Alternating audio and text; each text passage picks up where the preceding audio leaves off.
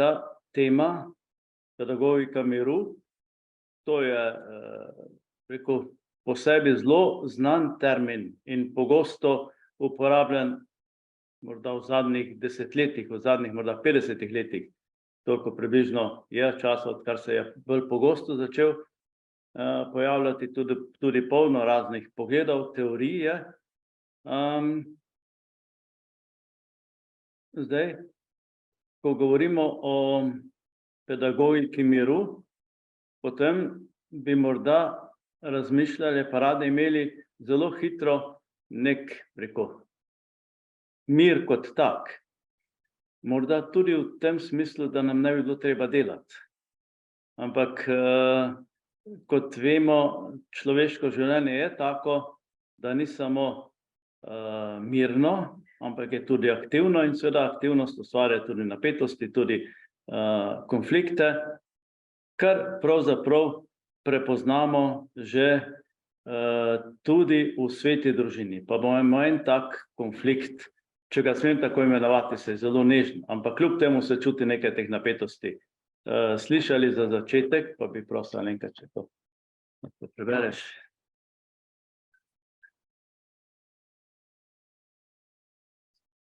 Tole deček, kar to pa to. Do konca. Do konca, ja.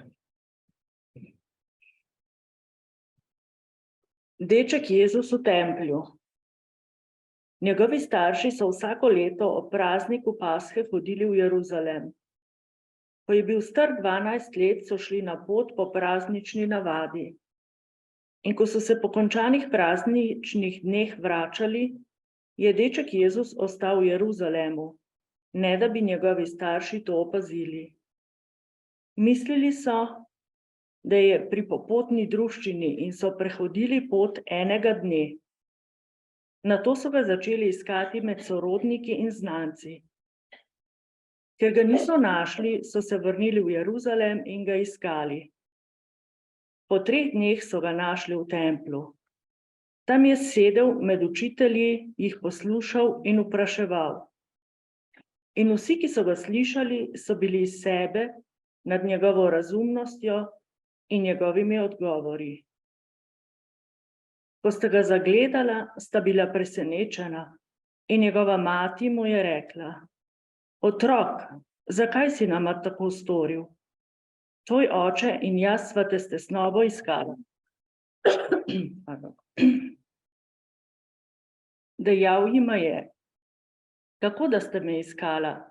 Mar nista vedela, da moram biti v tem, kar je mojega očeta?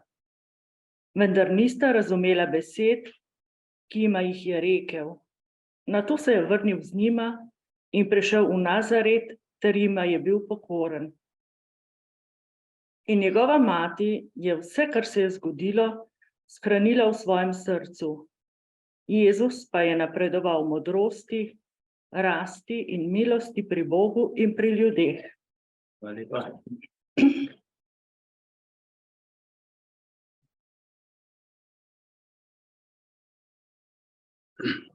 To je torej odlomek iz enega življenjskega obdobja, kako pedagogika miru v različnih življenjskih obdobjih. Sem naslovil to razmišljanje.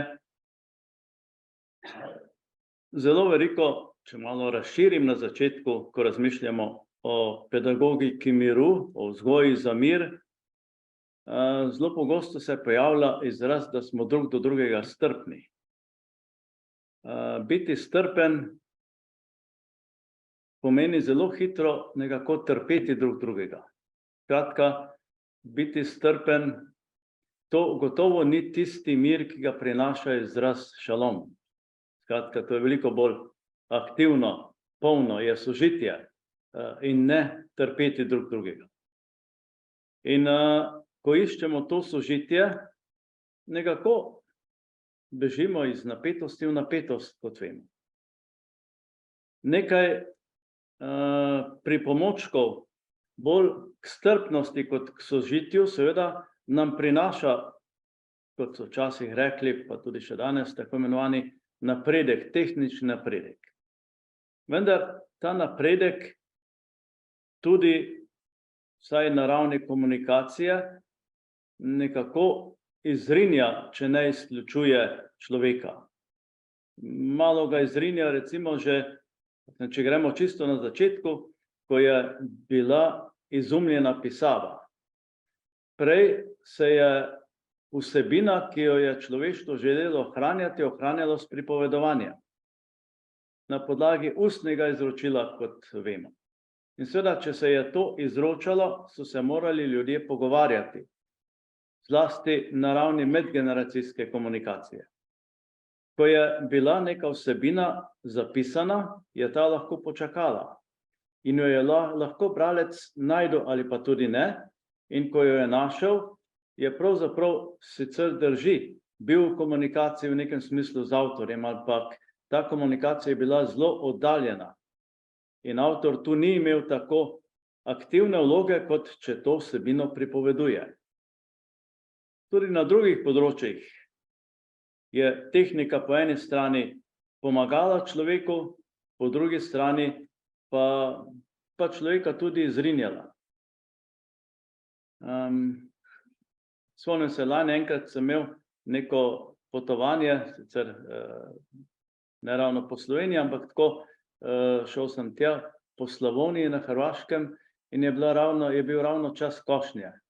In seveda je kar veliko traktoristov kosilo, ampak je bil vsak sam v traktorju.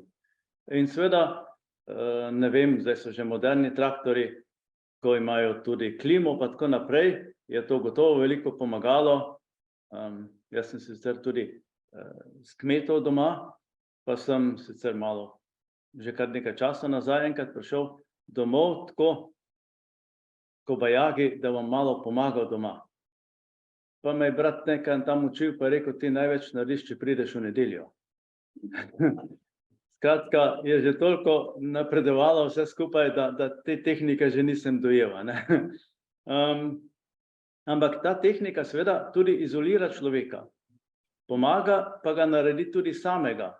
Ali morda tu in tam tudi osamljenega. Zanimivo je, da ima recimo kar precej, ne vem, takih delavcev, ki se ukvarjajo z zemljo, s poljem, kar nekaj tako psihičnih težav osamljenosti. Ker ni enostavno, je kar zahtevno včasih poslušati neko brnenje, pa stalno isto delati, ponavljati in biti sam. Ko sem bil še otrok, vem, smo kosili še na roko in seveda moja naloga je bila, da sem nosil vodo. In se mi je zdelo, pač kot otroku, da sem prinesel veliko vode, pa so vse spili in sem moral zopet iti nazaj. Ampak je bila skozi neka komunikacija. Skratka, pomaga, pa tudi izključuje. Da ne rečem, če gremo še naprej, jaz sem že v tej generaciji,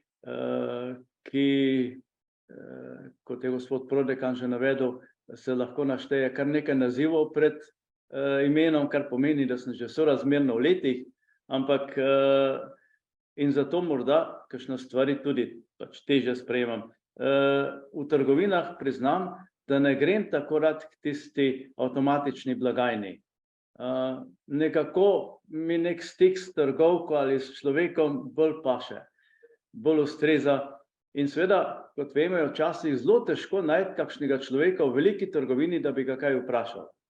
Spomnim se tudi, včasih sem ga vprašal, pa je rekel, tam je razpored, tam je tabla, pa tam poglejte, vse piše.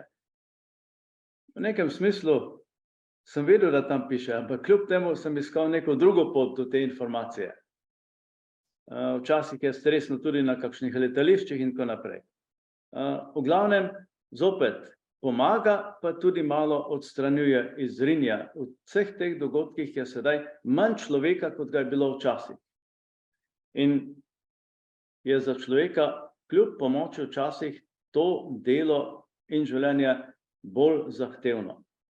Vprašanje zdaj, kaj bo ta digitalizacija prinesla, to je še več teh pripomočkov, kjer človek ni potreben, včasih samo ni potreben, včasih je pa tudi že odveč. In seveda to so izzivi tudi za vzgojo, za neko življenje in delo v teh bolj postmodernih časih, če k temu prištejemo še umetno inteligenco. Tukaj sem pred par dnevi, tako ko sem malo gledal pa pripravljal te stvari, za prejšnjo nedeljo na podlagi umetne inteligence poiskal, kakšno pridigo bi imel na evangelij, ki je bil. Odlično napisana. Res je, da ni čisto moje, ampak super. Potem jaz si to lahko privoščim, ker žena ne bo ljubosumna, sem vprašal, kako bi enemu imenu ženskemu napisal ljubezensko pismo. Če bi jaz to prej vedel, ko sem bil mlad, ne vem, če bi bil danes duhovnik. Skratka, res dobre stvari, ampak čuti se pa, da ni duše. Bi rekel, ni isto, ne. In se tudi tukaj čuti neka dinamika v smislu, kako človeku tako ustreči, da ne bo več potreben. Ne bom rekel, da bo odveč, ampak smo včasih že blizu tem občutkom. In tudi v tej dinamiki seveda človek živi in če skrbimo za trajnostno družbo, potem upamo, da bo še živel. Tako da po eni strani hrepenimo po miru, po drugi strani pa nekako živimo iz konflikta v konflikt. Najbolj intenzivna dinamika tako konfliktnih situacij seveda je mladostniško odraščanje, kot bomo prej videli. In tudi v tej sveti družini, ki zelo nežno opiše, pa vendarle je prihajalo do nekih čudnih občutij pri Jožefu in Mariji, ko nista našla Jezusa.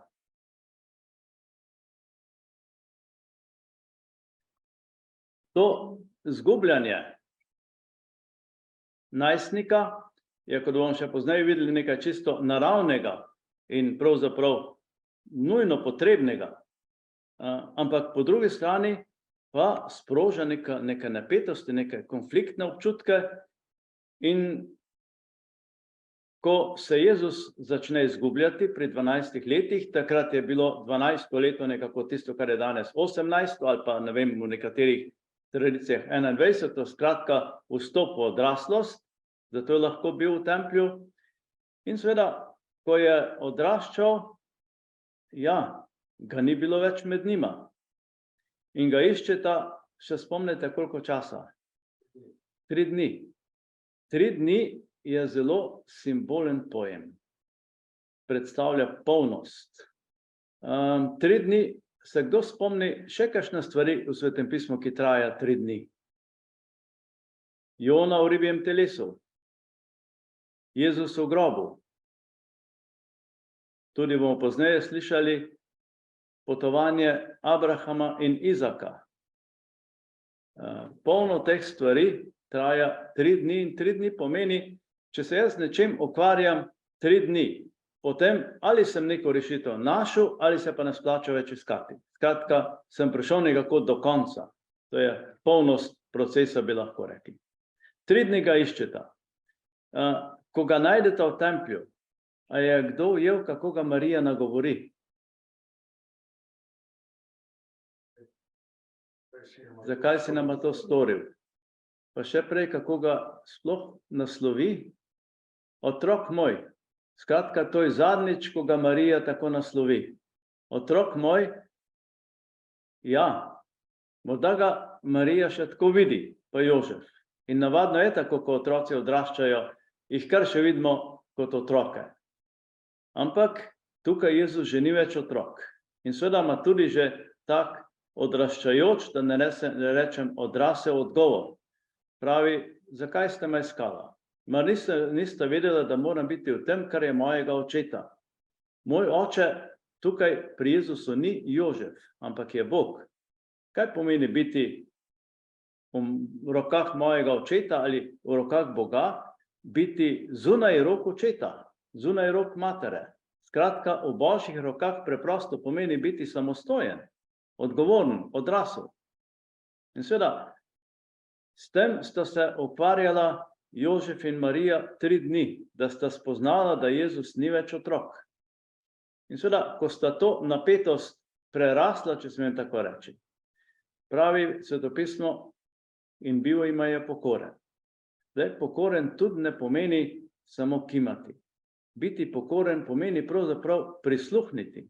Skratka, jima je prisluhnil in ta odnos je postal dovolj empatičen, da so odslej kot odrasli ljudje lahko živeli, so drug drugega upoštevali, drug drugemu so bili pravzaprav pokorni v smislu, da so se prisluhnili. Je pa ta pot seveda kar zahtevna, tudi zato, ker razumsko marsikaj uredimo. Ampak emocionalno, čustveno so pa to zahtevni procesi. In kljub temu, da smo lahko zelo pametni, pa vendarle zlasti pri življenjskih odločitvah večjo vlogo, veliko večjo zavzemajo naše emocije, naše čustva. To je tisto, kar je odločilno v nekem smislu, zlasti kot rečeno, ko gre za življenjske odločitve. Ker zato rabimo motivacijo. Če se bi mi odločali po razumu, potem bi bilo to matematično odločanje. In matematično odločanje lahko zanimivo, ne pritegne, po drugi strani pa ne pritegne, ne motivira. Tisto, kar se s čustvi odločimo, tisto pa pritegne in potem lahko to premagamo tudi z razumom. In lahko tudi razum nekaj tega sprejme. Tu samo tako za primerjavo, če se spomnite recimo, ko je Marija Magdalena povedala Petru in Janezu, da je Jezus vstal od mrtvih in gresta gledat. Peter je starejši, Janez je mlajši. V nekem smislu lahko rečemo, da Peter simbolizira razum, je pameten, Janez mlajši pa naivnost, pa upanje seveda. Ko tečeta, a se spomni kdo koga prehiti? Janez Petra. Skratka, ko tečemo, je upanje pred razumom, ker je včasih tudi močnejše. Ampak, ko prideta do groba, kdo vstopi v grob? Potem pa Peter. Skratka, kar upanje nekako odpira, mora razum dohitevati. In ko nekaj upanje nekako doseže, potem je razum tisti, ki potrdi ali pa ovrže. Tako približno živimo in tukaj sta pravzaprav upanje in razum, ne bom rekel ravno v konfliktu, se dopolnjujeta, ampak tudi v konfliktu. Če se ne dohitevata, če je samo naivnost, potem ne bo pametnih odločitev. Če je pa samo razum, pa ne bo nobenih odločitev, ker se bomo vsake stvari ustrašili. Tako da, recimo, imajo pač konfliktne situacije, zdaj pedagogika miru, pa že naprej povem, da bo več govora o konfliktih kot o miru. Ker smo na poti k temu nekako občutku umirjenosti. Že na začetku, zdaj to so znane stvari, zato bolj na kratko, stopamo v neke konflikte. Že stvarjenje nekako nakaže nek konflikt, pač izgon iz raja in tako naprej. Vemo, da stvarjenje moškega in ženske, moža in žene, ne omogoča samo ljubezni, ampak tudi konflikt. To je eno in drugo. Čim je odnos, je možen tudi konflikt, je možna tudi napetost. Celo še več. Če je nek odnos brez napetosti, da ne rečem brez konfliktov, tak odnos umre, prej ali slej. Kako jaz lahko zagotovim, da v nekem odnosu ne bom rekel nič narobe? Samo tako, da sem tiho. Vsaka beseda je tvegana, da bo tudi kaj narobe. Ampak če bom tiho, bom šel narazen, ne bo več odnosa, se bo odnos izgubil. Tako da je to vedno to tveganje že od stvarjanja naprej. Da ne rečem tako, če se malo pošalim, pa mi gospe ne zameriti. Danes sem slišal eno šalo, pravzaprav včasih so rekli vic. Kako bi rekli ženski, ki je prišla v nebesa? Pravi en deček, angel. Ne, ženski glas pravi, angel. Kako pa, če bi bilo v nebesih veliko žensk? Pa pravi ženski glas, ja, veliko angelov. Pa pravi, kaj pa, če bi bile v nebesih vse ženske? Pa pravi en moški glas, mir na zemlji. Ampak bi bil tudi dolg čas, ja. V glavnem, gre torej za dinamiko, ki povzroča napetosti in te napetosti tudi potrebujemo, zato ker to dajo zagon za življenje. In je pa res tudi to, da te napetosti, kot vemo, prva človeka, ki je to prispodoba iz žene iz raja, ki pravzaprav ponazarja rojstvo, tako udobno rajsko, kot v maternici se človek nikoli več ne počuti. In seveda, ko se rodi, stopi tudi v konflikte, tudi v napetosti, tudi v neke, težke situacije, ki se potem pokažejo kmalu po rojstvu v tem konfliktu med Kainom in Abelom, ki ponazarjata z vidika dinamike pravzaprav preprosto otroško trmo. Kar pomeni v tej obdobju, zakaj je otroška trma? Gre za to, da se ta dva lika, Kain in Abel, pojavljata v otroku, v enem otroku. In seveda trmo zagovarja bolj Kain, to prijazno obnašanje pa bolj Abel. In kako bo otrok to obdobje preživel? Tako bo, da bo v narekovajih ubil trmo, da bo ubil Kaina. Se pravi, da se bo spremenil. Res je, v tej zgodbi se potem, in tudi zgodba to nakazuje, ko Kain ubije Abela, pa sreča Boga, pravi, zdaj bi pa tudi mene ubili, kaj mu Bog pravi? Zapustil boš deželo, kjer živiš, taval boš iz kraja v kraj. Kain je bil poljedelec, Abel je bil pastir. Kdo tava, pastir ali poljedelec? Pastir, se pravi, se je moral spremeniti v tisti lik, ki ga je prej ubijal. In to naredi otrok ob neki solidni, pametni vzgoji, seveda, če mu mami ali pa oči čisto vse dovolita.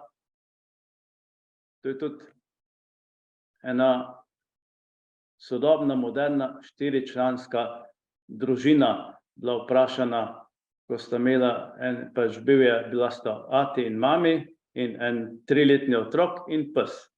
Kdo ima glavno besedo? Kdo nosi hlače v hiši? Pes. Potem pa otrok. Skratka, to je bilo tudi bolj šaljivo, ampak tako nekako sem tudi po radiju enkrat slišal. In seveda, če želimo, če ima 3-letnik glavno besedo, potem bo ugotovil, da se mu splača trmariti. Če bo pa le doživel neke meje in jih mora prej ali slej, potem bo pa narekovajih Kaina ubil, se bo spremenil in bo postal zelo tak, prijeten, tudi sposoben otrok, ki je zelo sposoben komunikacije. In to nekako vidimo v naslednji zgodbi pri vesoljnem potopu. Kot vemo, vesoljni potop predstavlja lahko vsako situacijo, ko nam teče voda v grlo. To je vedno za nas vesoljni potop. In kdo preživi to krizno obdobje, to stisko? Noe, ki je odprt, bom rekel tako, ki ne zapira vaše, zelo široko mišljeno, ki veruje, ki računa tudi na tisto, kar je presežno, na tistega, ki je presežen, pa bitja po koliko? Po pari. Skratka, kdo lahko preživi krizo? Bitja, ki so sposobna odnosov. To je nekako na tej antropološki ravni glavno sporočilo te zgodbe o vesoljnem potopu. In seveda to začuti tudi otrok. Če se bo 3-letni otrok, pa vem, da vaši otroci niso in niso bili takšni, ampak tako, to je malo posplošeno, kregal in trmaril, da ne rečem tlametov, potem, ko bo prišla teta na obisk, pa bo na mizi čokolada, pa bo star 4-5 let, se ne bo nič več, tam je to, ne bo več trmaril, ampak bo rekel, ne vem, babi, kako imaš 14 lepo jopo, ali čevlje, ali frizuro, ali kakorkoli. In seveda, pot do čokolade bo zelo kratka, ne. V glavnem, tukaj otroci postanejo zelo sposobni odnosov, začutijo to dinamiko odnosa in se znajo seveda tudi malo prilizniti, v glavnem tako lepo obnašati, da predvsem kakšne dedke in babice vrtijo okrog prstov in zelo težko rečejo ne. In potem imamo seveda na tej podlagi še ta pripoved, si to gre kar po vrsti, Babilonski stolp, ki predstavlja v nekem smislu slobodo otroško. Pač otroci si potem gradijo gradove v oblakih in ko pridejo do prvih omejenosti, do mej, tudi do sposobnosti, ko ne morejo vsega doseči, se ti gradovi začnejo malo podirati. Tako da imamo seveda že v tem otroštvu polno situacij, ko so konfliktne in če jih tako doživijo, potem gre otrok naprej. Če pa ne začutimo konflikta, pa ostanemo v tem otroštvu. To še bolj začutimo pri kakšni drugi zgodbi. Se pravi, tukaj smo zdaj že prehodili po Eriksonu teh prvih, na nek način, prve 4 korake odraščanja, ki vedno potrebujejo konflikt, da grejo naprej. Če želi otrok še pred rojstvom mir, se ne bo rodil. Če ga bo mami skozi, dojila, se ne bo odvadil. In seveda tudi naprej, če ne bo nekih situacij, ki bodo spodbujale, ne vem, recimo to je vedno prazaupanje, pradvom, avtonomnost in sram in dvom. Zdaj ne bom še prav psihološko interpretacijo, ker je bilo preširoko, ampak gre vedno za to tudi po Eriksonu, da vedno pride do napetosti. Iniciativnost, občutek krivde in tako naprej. Delavnost, podjetnost, občutek manjvrednosti. Seveda, pri tej že iniciativnosti, to imajo, starši kar pomembno vlogo. To je tudi znano, da včasih kakšna očka kupi kakšen vlakec ali pa kakšno igračo, da se sam igra z njima, ne. To vemo, da se tudi kdaj zgodi, ali pa ne vem, če so kakšne Lego kocke, pa tam še lahko zelo dojenček postavi 2 kocke skupaj, ali pa 3, pa pravi, ati, to je pa hiša. Pa ti pravi, kje je, to ni nič, ti bom jaz pokazal. In seveda zgradi hišo. In otrok ima takrat občutek, tega jaz nikoli ne bom zmogel. Če pa rekel, v redu, hvala, fajn, to je čisto zgledno, ampak boš videl, probaj še to kocko, skratka, ali pa kakorkoli, potem bo pa dobil ta občutek, da je lahko iniciativen in da bo imel nobenega občutka krivde, ali pa da bo delaven in bo vse to presegal te babilonske stolpe in omejenosti, ki jih s tem prinaša. Veliko, najbolj tako zahtevno obdobje, kjer čutimo konfliktnost in hkrati tudi najbolj dobivamo občutek za mir, za tak aktivni mir, za šalom, je pa mladostniško odraščanje. Kako je to dramatično, to bomo pa prisluhnili, pa če smem še vas prositi za...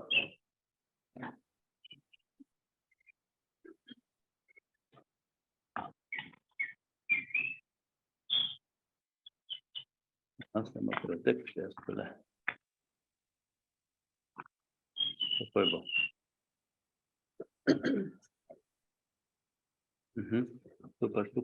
Tukaj, pa do tukaj, ne? Abraham daruje. Ja, to, ja, če vam to. Po teh dogodkih je Bog preizkušal Abrahama. Rekel mu je, Abraham, odgovoril je, tukaj sem. Pa je rekel, vzemi sina svojega edinca, ki ga ljubiš, Izaka, in pojdi v deželo Morija. Tam ga daruj v žgalno daritev na gori, ki ti jo bom pokazal. Abraham je vstal zgodaj zjutraj, osedlal osla, vzel s seboj 2 hlapca in sina Izaka.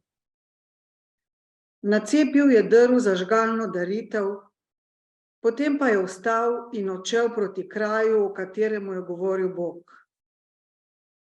Tretji dan je povzdignil oči in oddaleč zagledal kraj. Rekel je hlapcema: ostanita tukaj z oslom, jaz in deček pa greva tjakaj, da pomoliva. Potem se vrneva k vama. Abraham je vzel drva za žgalno daritev in jih naložil sinu Izaku, v roke pa je vzel ogenj in nož. In šla sta oba skupaj. Izak je rekel očetu Abrahamu: oče, odvrnil je: tukaj sem, moj sin. Pa je rekel: glej, tu so ogenj in drva, kje pa je jagnje za žgalno daritev? Abraham je rekel: Bog si bo preskrbel jagnje za žgalno daritev, moj sin. In šla sta oba skupaj. Prišla sta na kraj, ki mu ga je bil Bog pokazal. Tam je Abraham postavil oltar in nanj naložil drva. Zvezal je sina Izaka in ga položil na oltar na drva. Iztegnil je roko in vzel nož, da bi zaklal sina. Tedaj pa mu je zaklical Gospodov angel iz nebes in rekel: Abraham, Abraham! Rekel je: tukaj sem. In je rekel: ne izteguj roke na dečka, nič hudega mu ne stori. Zdaj resnično vem, da se bojiš Boga, ker mi nisi odrekel svojega edinega sina. Abraham je povzdignil oči in zagledal ovna, ki se je bil z rogovi zapletel v grmovje.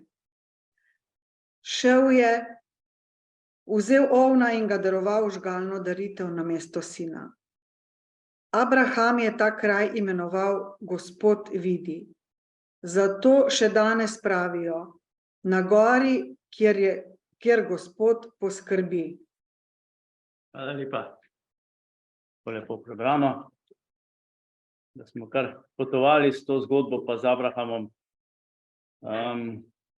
Taka tudi napeta pripoved, kot vemo, da bom se ob vseh podrobnostih ustavljal, ker je to zgodba, ki predstavlja na nek način recimo življenje približno od 11. 12. leta, pa tja do, ne vem, 30. morda 27.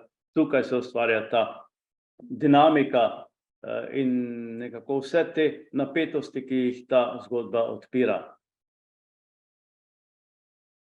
Že na začetku, to je nekako predpuberteta, je prvo tak korak, ko se otrok začne spreminjati.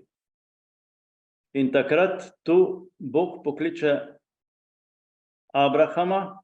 Zdaj Bog kliče, lahko rečemo, po drugem, po sočloveku, včasih po ženi, včasih po možu, ampak v tem primeru po otroku. Ko se otrok spreminja, ko se je Izak začel spreminjati, je to Abraham doživel kot božji klic. In seveda že zgodaj zjutraj, se pravi, ni dolgo čakal, da bo še videl svojega sina kot otroka, da ga bo gledal kot otroka, ampak je začutil te spremembe in zaslutil tudi, da bo to težka pot odraščanja, pot na goro, ki bo zelo tvegana. Morda samo to, ker včasih seveda so kakšni zelo različni pogledi. To je ena od najstarejših zgodb, kjer otrok preživi. Se pravi, ker je nekako v teh tradicijah bilo veliko primerov v nekih praljudstvih, prakulturah, je še vedno tako, da zdaj, kakor je to tragično, ampak za tiste ljudi ali pa za te prakulture je kar pogosto žrtvovan prvorojenec, zato da se potem, da to spodbudi nekako rodnost in tako naprej. Tako da marsikdo od nas ne bi bil tukaj, jaz že ne, če bi tukaj bila še vedno taka navada, taka tradicija, tako močna. Tukaj torej Izak preživi, gre pa za te napetosti, ki jih predstavlja to odraščanje. In če smem tako reči, Bog tu Abrahama zelo navije. Pravi, vzemi svojega sina, da ne boš mislil, da jih imaš 10, edinca, da ne boš mislil, da je to kar nekdo, ki ga ljubiš. Skratka, mu prikliče v spomine vse tiste lepe dogodke, kako mu je dragocen, in na koncu še Izaka. Na 4 stopnicah, na 4 stopnjah ga nagovori in zdaj ga pa peli in dejansko tako žrtvuj, daruj, ubij v nekem smislu. Kdaj se lahko ta občutek porodi komu od staršev? Do pred kratkim sem živel v centru, tam blizu Metelkove, in se spomnim, če sem šel kdaj, recimo zjutraj ob 8, tako, mislim, da je bil torek pa četrtek, ko je bil tam dosegljiv metadon, pa je marsikakšen oče lahko mislil, če moj sin tu pristane, raje ga nimam, ker so nekateri zelo ubogo izgledajo, seveda.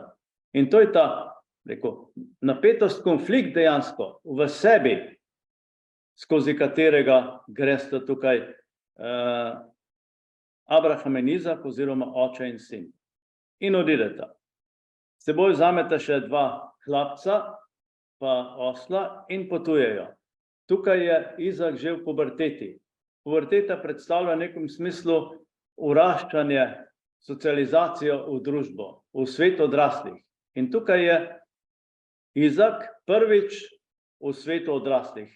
Ta 2 hlapca sta lahko preprosto družinska prijatelja in potujejo 3 dni, zopet 3 dni, dokler se to splača, dokler si imajo kaj povedati ali pa si lahko drug drugemu kaj dajo, podarijo. In seveda, puberteta, vemo, je značilna po tem, da so najstniki, tu in tam kar znajo biti agresivni, zelo težko dajo neagresiven odgovor. Na vsako vprašanje lahko agresivno odgovorijo. Če boste vprašali, tako, če bo tak res zdrav, pa tako, da si bo upal, ne vem, a zunaj pada dež, ne bo rekel, ne, sončno je ali pa jasno, ampak bo rekel, a ne vidiš, da ne pada. Skratka, na vsako vprašanje lahko da tako delno agresiven odgovor. In je to čisto v redu. Če to prenesemo, je to za njega in za starše kar, rekel, ne lahka, ampak tudi solidno zdrava komunikacija. Puberteta je tudi značilna po tem, da teče zelo hitro in zelo dinamično, ker je to povezano s telesnim odraščanjem, s telesno dinamiko. In seveda za pubertetnika je vse zelo hitro dolgočasno. Dejansko ne predeluje stvari, ampak samo absorbira. Samo pravimo, malo grobo rečeno, da pubertetnik žre okolje. Čim se kaj zgodi, pa malo čaka, živi po principu videospota, ko se vse stvari dogajajo hitro in hkrati. Teda današnji mladi, pa tudi že ne tako čisto mladi, imajo tu že več sposobnosti, kot smo jih imeli mi. Jaz se spomnim, če smo daj klepetali v šoli, pa me je učiteljica vprašala, kaj sem rekla, jaz nisem videl. Če danes vprašamo, bo povedal, brez skrbi. Skratka, ima to sposobnost hkratnega sprejemanja. Morda ne tako trajno, ampak to sposobnost pa ima. Seveda, in tako si pubertetnik nekako nabere polno teh vsebin, ki niso tako predelane. In to je to potovanje 3 dni. Po 3 dneh pravi Abraham tem hlapcem, pravi, ostanite 2 tukaj, jaz in deček pa greva tja, kaj da pomoliva, potem se vrneva k vam. To je zanimiv trenutek. Tukaj Bog še vedno zahteva, da on žrtvuje svojega sina. Ampak nekje v nekem občutku upanja proti upanju se mu že zdi, da se mora to dobro končati. Da ne more biti čisto tako, kot je dobesedno Bog od njega zahteval. In seveda, tu, ko reče tema 2 hlapcema, ostanite 2 tukaj, jaz in deček pa greva tjakaj, tu je nek način konec pubertete in začetek adolescence. Razlika med puberteto in adolescenco je v tem, da puberteta, kot sem rekel, zelo hitro absorbira stvari, sprejema vase, jih ne predeluje, in adolescenca dela približno to, kar dela domača žival, ko se naje. Prežvekuje. Se pravi, predeluje dogodke iz pubertete. Zato je, malo seveda poenostavljeno gledano, ta adolescenca zelo občutljivo obdobje. Hkrati, za razliko od pubertete, ko je pomembno, da sta starša približno usklajena pri svojih zahtevah, v adolescenci to ni več tako pomembno. Adolescent se želi pogovarjati na 4 oči. To se hitro lahko zgodi, da bo neka hčerka vprašala, ne vem, očeta, kdaj mora biti zvečer doma, pa bo rekel, čak sem jaz z mami pogovoril, bo rekla, mene nič ne briga, kaj mami pravi, jaz sem tebe vprašala. Potem pa malo izigrala, pa šla še k mami, pa bo morda pol ure dodala, tako ja ti rekel in tako bo že kaj se izpogajala. Ampak to je pogovor na 4 oči, je bolj pomemben za adolescencev, kot pa nek splošni sklep in tak dogovor. To jim gre malo na živce.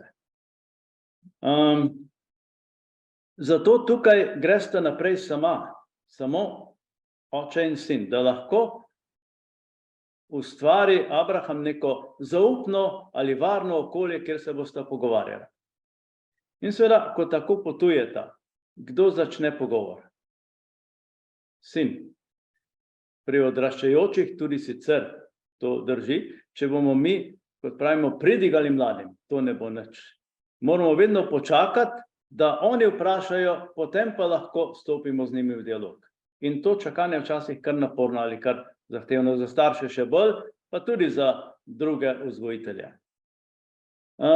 Kdo kaj nosi na tej poti? Kaj nosi oče, kaj nosi sin?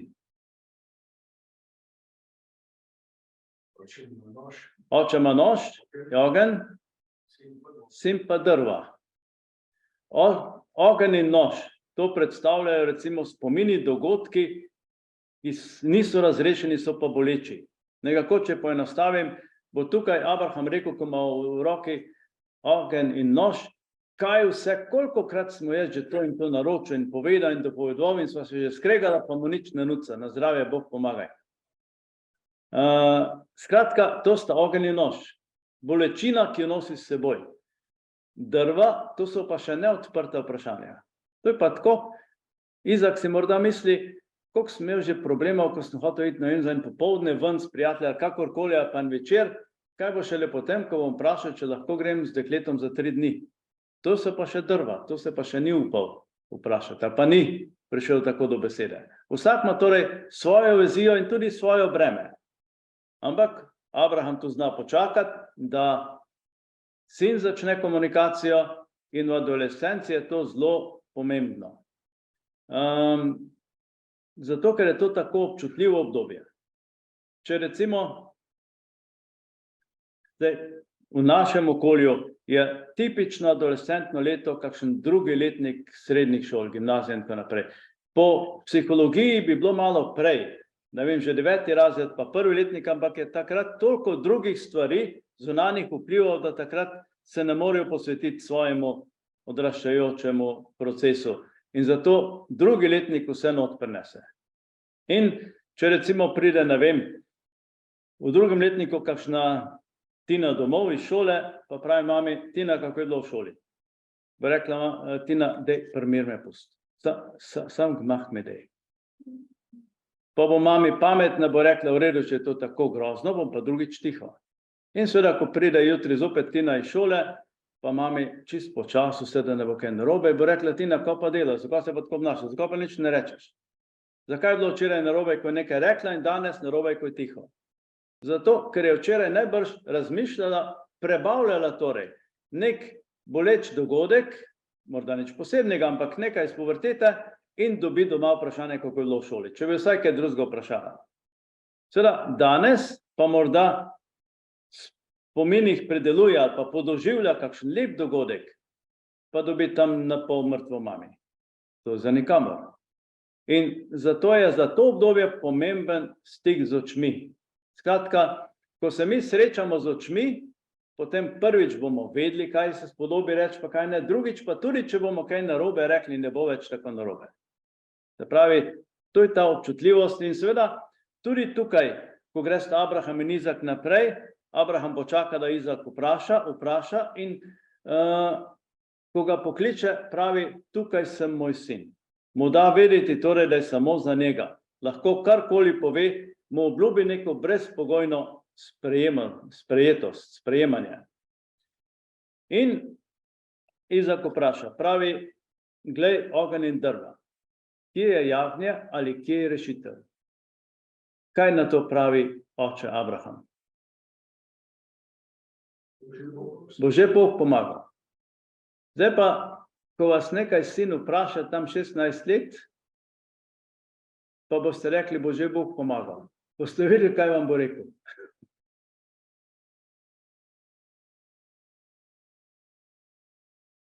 Svetopisemsko besedilo včasih zelo strnjeno in tudi kaj predpostavlja.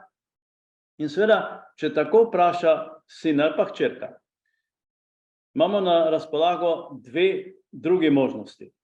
Če sin vpraša ali pa hčerka, pač kolikoli je očeta, kako bi to razrešil, pa bi oče rekel, jaz to vem, ti kar mene vprašaj. Prej, kot bo to začel govoriti, bo rekel sin, ti tako zmeraj vse veš. In me bo zatrl.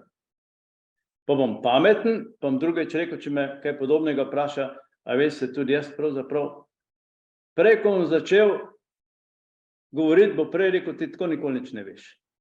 Skratka, imam dve skrajnosti, ki nista sprejeti. Obe sta potrebni. Zakaj? Zato, ker mladi testirajo, preverjajo, ali sem res za tistim odgovorom, stoji za tistim odgovorom, tukaj sem zate, moj sin, ali ne. In tu na besedo ne verjamejo. Zato nas silijo v konfliktne situacije, da dokažemo, če rečem sinu ali pa hčerki, joj, kako te imam rad, to ne moreš si zamisliti. Bo rekla hčerka, bom že videla. In bo ustvarila kakšno težko konfliktno situacijo in tam se bo pokazalo, ali jo imam res rad ali ne. Na besedo torej ne verjamejo. Ne iz nobene še daleč ne podobije. Ampak je čisto preverjanje. Rekel, želijo varen prostor, želijo brezpogojni odnos. In tega lahko damo samo takrat, ko je konfliktna situacija. Če je ni, ne moramo. To je. Igrati se naučimo samo, če igramo z dovolj težkimi nasprotniki. Če so prelahki, ne damo vsega od sebe.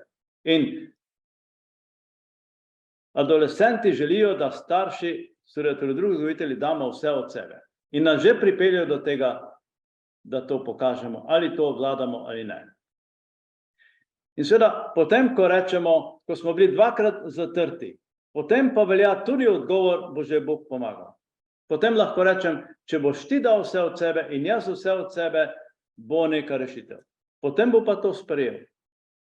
In seveda, ko si to povesta, tako smo prebrali, to je tudi zanimivo, potem se vrnemo, in šla sta oba skupaj. Naslednji stavek in odstavek, prišla sta na kraj. Se pravi, šla sta, prišla sta. Tu se predpostavlja še kar neka dolga pot. Čeprav sta ta dva stavka skupaj. In očitno se potem nista več pogovarjala. In adolescenca je znana potem, da takrat človek izredno spoštuje in dobiva občutek za skrivnost, za globino življenja. Spomnim se enega predavanja tako, to je bilo v Mariboru na eni gimnaziji za starše in dijakinje drugih letnikov.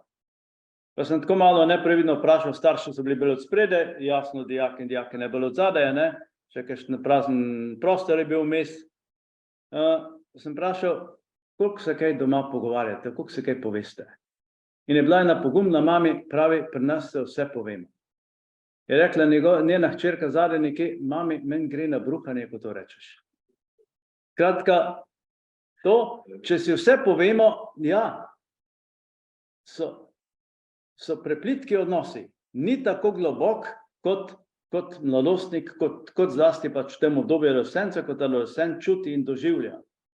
In seveda je veliko skrivnosti in zato je včasih bolje biti tiho. Ta pot Abrahama in Izaka, ko sta odhajala brez besed naprej, ne pomeni, da se nista imela kaj povedati. Ampak da je bil odnos tako globok, da bi ga vsaka beseda porušila. Ker bi bila že nekako usmerjena, rekel, neko konkretizacijo. Če bi, potem, ko sta se rekla, če boš ti dal vse od sebe in jaz vse od sebe, potem bo v vsaki situaciji najdla rešitev. To je brezpogojna obljuba. Če bi tu rekel Abraham, a veš, če se ti to zgodi, čim bi postajal konkretnejši, bi tudi začel izključevati, kaj pa če se kaj drugega zgodi. Ali pa obratno, skratka, tišina, samo v tišini lahko zdržimo to polnost odnosa, ker je preveč vsebine, da bi lahko da bi lahko besedili. In to je včasih tudi naporno, ampak sta šla naprej. To je adolescenca, ki se konča potem zelo s takim, rekel, kar zahtevnim primerom, s težko situacijo, ko pridete na vrh, tako smo slišali, Abraham zveže tega sina in dvigne nož na njega. Kdaj in kako se to zgodi? Tudi tukaj imam en primer, vsi vedo, da ga uporabljam, tudi že velikokrat marsikomu tukaj dvorane je že znan. Ko sem bil nekoč na obisku, pač pri eni družini, imela sta mož in žena dve hčerki, tam približno, mislim, da 14 pa 16 let. Bili smo si pač, tenis smo skupaj igrali, pa tako kar domači. In seveda, ta hčerka je zdaj že stara 40 let in ima že 4 otroke, tako da se ne smeji temu primeru, ampak čistko je bilo. Pridem k tej hiši, pa vidim tako, slišim pravzaprav ven že zunaj na dvorišče na tako zelo intenzivno komunikacijo, ki so imeli noter. In si mislim, ja, tako smo zmenjeni, ne morem zdaj kar pobegniti, pa ne vem, pa se delati, da ne venim. V glavnem sem rekel, če smo zmenjeni, jaz bom kar pozvonil. In pozvonim, pride ta hčerka ven, starejša, pa sem rekel, če se imate kaj za zmeniti, pa za pogovoriti, jaz lahko drugič pridem. Pozneje, ne vem, pravi, ne, si tebe čakamo. In seveda, pridem noter, tako je bilo, vse ene pač dnevna soba, kuhinja pa predsoba nekako, en tak, pač dosta tiste čase moderna hiša. In pridem noter, še dobro ne vstopim, pravi hčerka, takole, če jaz grem danes ven, kdaj moram biti doma? Pa sem jaz večkrat pogledal tako proti očetu, pravi, neč tega gledati, jaz sem tebe vprašala. In seveda vprašam tako, če vedo starši, kam bo šla, pa s kom gre, pa če to van prostor, pa če ima za šolo vse pripravljeno, petek zvečer je bilo. In seveda vse je bilo idealno. Jaz sem rekel, največ do polnoči. Pa pravi očetu, a vidi stari, ti pa do 10, a spametni. In se potem malo še pogajamo tako, in se izpogaja do polnoči. Fajn, vsi zadovoljni. Potem pa pravi, se zdaj sem pa ne daj, se bom raje pogovarjala. In da skrajšam, je očetu šla tako na živce, tako ga je dobesedno najedala, da je le enkrat oče rekel, pravi, zdaj imam pa jaz, to je sicer pozumil, ampak kljub temu uporabil besedo, ki je on rekel, te zajebanci je dost. Pravi, dokler boš pod mojo streho živela, se boš tako obnašala, kot jaz hočem in pika. In seveda, tu je on zvezal. Čist, rekel, ne tako ravno prijetno, ampak čisto zdrava reakcija. Če se to zgodi enkrat, dvakrat, petkrat, ni noben problem. Tudi zelo, res da sem jaz pač tam večkrat tako, ne vem, malo navijal, da bi bilo bolj dramatično. In je enkrat vprašala tam nekje, ne vem, če lahko nekaj naredi, pa sem rekel, pa da je kar hotela nekaj, sem rekel, vprašaj, ne moš kar tako, ne? Pa je začutila, da tako malo hecno mislim, pa pravi, mami, Allah grem lulat. Je rekla, mami, pet, kamor češ? Je rekla, ja, prej sem pa hotela iti, pa mi niste pustili, pa mi to komplicirate in tako naprej. Pa potem je še enkrat vprašala, če lahko vzame malo cukrčka. V glavnem, prav otroče se je začela obnašati. Ampak smo se potem fajn, smo se pogovarjali tam nekje. Ne vem, do jutra skoraj, vem, da je bilo 3 prej ura, kot sem prišel domov. Ko fajn pogovor je potem bil. In morda jo je potem ta oče ali pa mami, ne vem, zvezal še enkrat, dvakrat, danes je ta hčerka zdrava, naravna, mami, poročena, ima 4 otroke, in ni bilo nič hudega s tem zvezovanjem. Srečen konec, ja. Če se pa to ponavlja, je pa drug primer, imam tudi enega, to je pa, rekel, tudi ti vedo, oziroma te gospe mami že ni več, je pa bilo nekje, dejko ne vem, kje ste bom rajš, ne bom kraj imenoval, ne, ampak vseeno, nekje sem nadomeščal gospoda župnika, ker so šli z župnijskim svetom na Romane nekam in so bila zmenjena z župnikom, pravi, ti boš šel ob 7, potem te pa ena družina prišla iskat, boš imel tam zajtrk, pa še drugo mašo ob 10. Tako kot je vedno tako malo bolj na vaških župnijah. In res, jaz imam prvo mašo, potem me že po maši takoj čaka en tak lep spucan Mercedes, tako en par tak, takrat se mi je zdel malo starejši, dobrih 60 let, danes se mi ne bi zdaj več starejši. In seveda gremo tja k njim, me odpeljeta, tam vse zrihtano, lepo za zajtrk pripravljeno. Zanimivo se mi je zdelo takoj, ker so bili 4 pribori, mi smo pa 3 prišli. Pa mi kar začnemo tako zajtrkovati in seveda čez nekaj časa se primaja tako en moški, morda kakšnih 40 let, tako majčkeno zanemarjen, pa pravi ta gospa, pravi, to je pa moj sin. Pa tako pravi, boš pozdravil, imamo obiske in tako naprej, seveda. In se lepo pozdravimo, pa pogovarjamo, pa tako celo malo šalimo potem in v takem zelo kar pozitivnem ozračju. Enkrat pravi ta gospa, tako kar v zrak, pravi, sej, Marjan mu je bilo ime, sej Marjan je kar v redu, ampak v ženo bi se pa že žihala, ne, tako navrže. Jaz nisem nič pomislil, še zdaj, ko pomislim, zdaj sem kar tako blekno, kot temu pravimo, sem rekel, kaj ste mu pa rekli takrat, ko bil star 18 let. Sem tako zamoril situacijo, moram reči, da takrat nisem zamudil maše. Sem bil kar prekmal nazaj. Ko mučno je postalo v trenutku, vsi smo se potem pogovarjali še malo tako, ampak ni bilo več. Ob tem, seveda, smo se potem tudi še srečali, pa malo obdelali to, ampak takrat v tistem trenutku, ja, se je prav pokazalo, da sta ga očitno zvezovala predolgo, morda zelo nežno, ampak predolgo in potem sta imela otroka tudi še takrat, ko ga ne bi več želela imeti. In to se dogaja, če predolgo zvezujemo. Zato je zelo zdravo in na koncu adolescence približno Bog spregovori tako kot tukaj. Pravi, ne steguj roka na dečka in nič mu ne stori, kajte sedaj vem, da se bojiš Boga in mi nisi odrekel svojega sina. Kaj hoče Bog? Ne sina, ne žrtve, ne daritve. Hoče povedati Abrahamu, da spusti svojega sina, da otrok ni njegova last.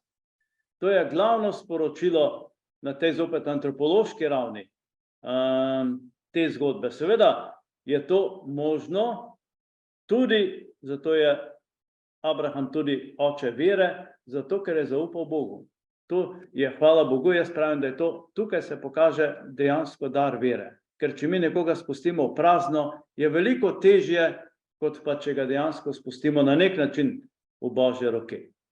In ko mu Bog to pove, potem lahko odveže svojega sina. Skratka, to, da življenje ni last, to, da rekel, otrok ni last staršev, ampak da potuje v Božje roke in preko teh konfliktov pride do tega. Če ni konfliktov, tako kot je bilo tam pri 40-letniku, potem ostane otrok. In je miren lahko samo preko teh konfliktov, tako da je sestavni del pedagogike miru konfliktnost. Ko to premagujemo, zlasti po Eriksonu, vemo, po vsako obdobje lahko zapustimo šele potem, ko smo prišli v konflikt, ko nam dolg čas postane, potem pa gremo naprej. In seveda, pač potem, ko ga razveže, opazita za seboj ovna, ki se je zapletel v grmovje. To je prispodoba, s katero se pravzaprav zaključi ta adolescenca. To, če so zdravi najstniki, imajo malo rožičkov. In seveda rogove si morajo brusiti. Če je grmovje premehko, ne bo za njih zanimivo. Če je pretrdo, bojo se umaknili. Se pravi, niti premehka, niti pretrda vzgoja ni dobra. Ampak elastična. Se pravi, grmovje, ki je elastično, ki je dovolj zanimivo in nudi dovolj upora, pa tudi ni pretrdo. In to je vedno tako, kot tam Izak začne komunikacijo, oven se lahko misli kadarkoli, pa se začne brusiti, grmovje mora biti vedno pripravljeno. In to je vloga staršev, tudi drugih vzgojiteljev. Skratka, v nekem smislu smo odrasli grmovje za odraščajoče. Če bomo pretrdi, ne bo dobro, če bomo vse dovolili, ne bo dobro. Morda je to preveč direktno mišljeno, ampak pojav samopoškodovanja se mi zdi, da je nek odgovor pogosto permisivne vzgoje. Zato, ker samo tako lahko izzovejo konflikt. In če tega ni, rekel, ja, ne morejo odrasti. Ne pridejo k miru.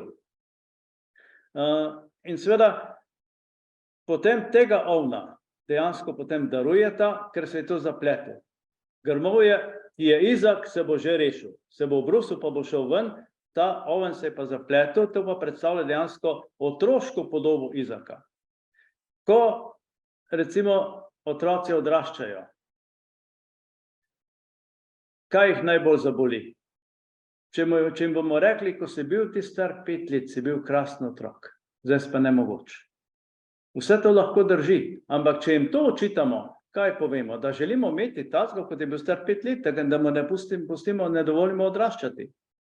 Tako da je vsa ta konfliktnost torej potrebna za to, da lahko odraščamo, da pridemo k miru. Tako smo prišli do poadolescence, kjer se starši in adolescenti malo oddahnejo, pa malo ustavijo. Poadolescenca je včasih še bolj kot zdaj bila zelo udomačena tudi v 2. letniku fakultete. Ko sem rekel, včasih bolj kot zdaj, ker je bil to bolj enoten študij, danes je 3+2 večino in to mečken tako razmeče te občutje, ampak včasih je bilo tako, tudi statistično gledano. Rekel, največ ponavljanja je bilo v 2. letniku. Največ pauziranja je bilo okrog 2. letnika. In seveda gre za klasičen primer, ker je bila ta možnost, ne vem, če se en normalen študent, ko je prej garal in delal, pa je napravil 1. letnik, pa morda že vse izpite razen enega v 2. letniku, zato da lahko ponavlja ali pa pauzira. In bo to izkoristil. In seveda bo rekel, kdaj si jaz v življenju lahko kaj privoščil, če ne zdaj. Pa gre, ne vem, v Avstralijo, ali pa v Indijo, ali pa na Kitajsko, ali pa kakorkoli, pač na neko potovanje. Kdaj res, če ne zdaj? Nima še družine, je samostojen, ne rabi nekih dovoljenj, ampak seveda se dela preko študenta, ampak kakšnega Jurija bi še rabil. Pa ve, da starši ga imajo. In seveda bo čakal zdaj, pameten človek, kako bi prišel do kakšne priložnosti, da vpraša očeta, pa tako naprej. In ko ga opazuje, bo morda očetu se nekaj posrečilo, bo rekel, fajn, stari, tole ti je pa ratalo. Čestitam. Oče tega ni slišal že morda 15 let, niti od sina, niti od žene, niti od kogarkoli.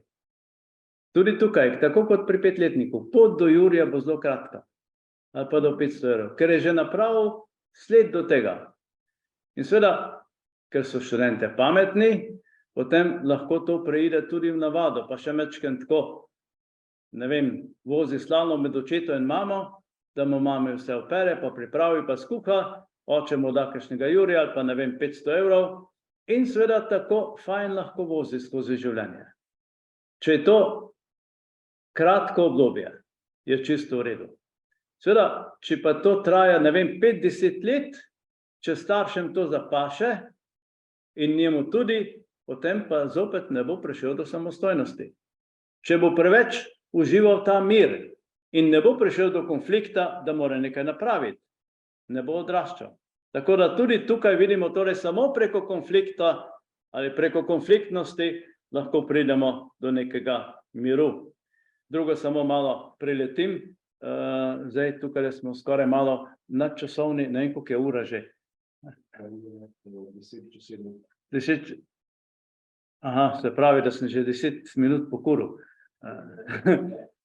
Samo tako par stvari še. Rekel, tudi na drugih ravneh je normalno, da prihaja do konfliktov. Recimo, poznamo konflikt med Abrahamom in Saro, tudi ženo, ki sta se tudi že enkrat v Egiptu, kot vemo, razšla in potem lovila vse življenje. Dejansko prideta prav skupaj šele v grobu. Ko Sara prej umre, pa cela družina takrat pride skupaj. Pa reče Abraham Izaku, pravi, ko bom jaz umrl, daj me pokopljite v isti grob. In tam se dobijo potem ta Izmael in Izak. Šele do konca sta nemirna, tudi konfliktna. Čisto na koncu najdeta mir. In dejansko je vzgoja za mir vseživljenjski proces. Če lahko tako mirno umremo, smo veliko dosegli. Še zlasti, če smo prej napravili, rešili tudi vse stvari, kar je z dediščino in tako naprej.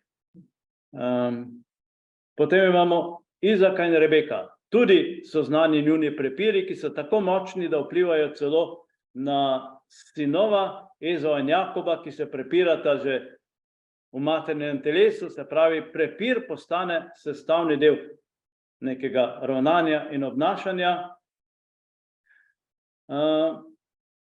In dejansko se tudi šele proti koncu življenja spravita. Tudi recimo pri Mojzesu imamo polno konfliktnih situacij.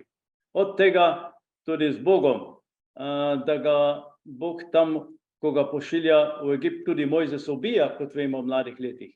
Pa potem ga Bog pošilja k faraonu in seveda je tu Bog, rekel, prav šikanira ga. Ga pošlja k faraonu, pa pravi, sem na tvoji strani ti pomagal, potem pa pravi svetopismo, to, da Bog je zakrknil faraonovo srce. To je danes, bi rekli, klasični mobbing. In bi verjetno Bog šel v zapor. Ampak ga je s tem, rekel, pripeljal tako daleč, da je začutil, kakšno je njegovo poslanstvo, da je prišel do umirjenih odločitev in ni odnehal. Zelo na kratko. Zelo zanimivo je tudi ta Jakovov boj z Bogom, ki predstavlja pravzaprav boj s samim seboj. Boj z lastno preteklostjo. Če sem jaz imel zgrešeno preteklost, kako se lahko spremenim? Samo tako, da jo sprejmem. In to sprejemanje preteklosti je včasih tako težko, da je to, kot da bi se boril z Bogom. Če sem jaz, ne vem, alkoholik, kdaj se bom lahko spremenil? Takrat, ko bom rekel ženi in otrokom in ne vem komu, jaz sem pijanec. In pot do tega je boj z Bogom. Potem se pa lahko spremenim. Če pa tega nisem sposoben, bom rekel, se ne pijem, se samo včasih ne bo spremembe.